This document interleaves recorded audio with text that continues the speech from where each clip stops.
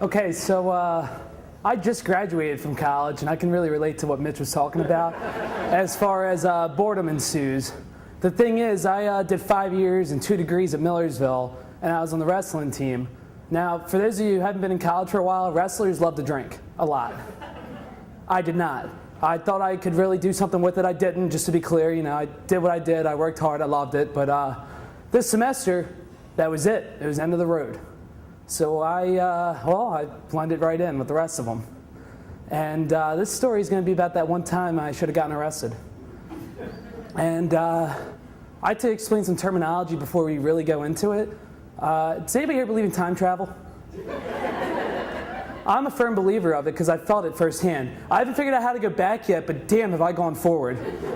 When you drink, you can enter into what's called a blackout. And one thing you know, it's 8:30 at night. Next thing you know, it's 8 a.m. and you're going to class. And this ended up, my buddies and I, we didn't have our DeLoreans in queue, I guess. And it came down to, I started at a friend's graduation party.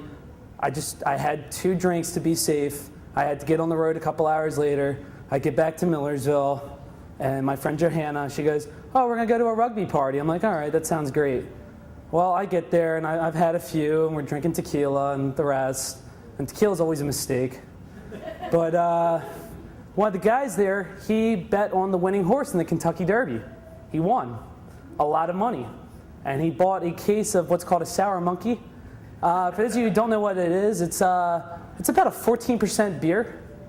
And, we start slugging them to celebrate. So one thing I know, I'm at this party, and I'm having a good time. Next thing I know, I'm in a parking garage about a block away. And again, given the whole DeLorean difference, we've all sat down and we had a bunch of puzzle pieces of memory, and we all pieced it together. So my friend Eric happens to be black, and that is pivotal to this part of the story.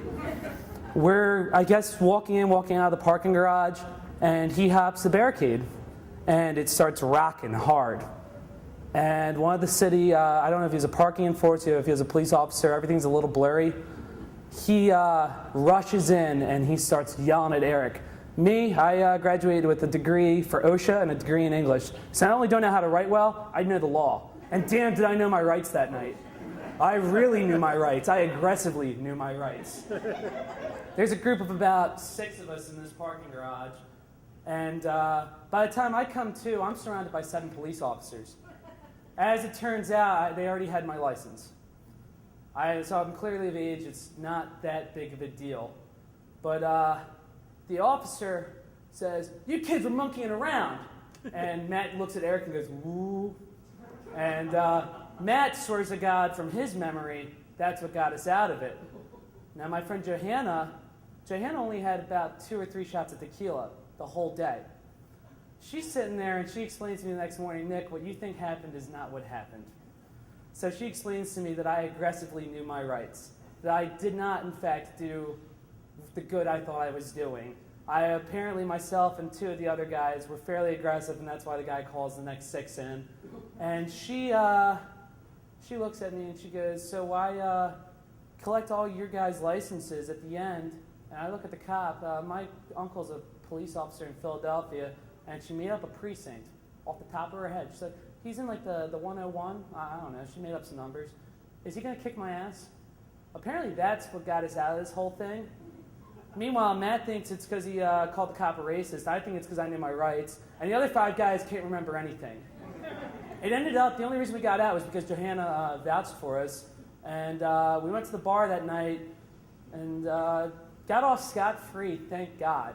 Because that's the most danger, or the most trouble I could have ever been in, because I really took it easy for a long time. So it's not a great story, but that's my story about that one time.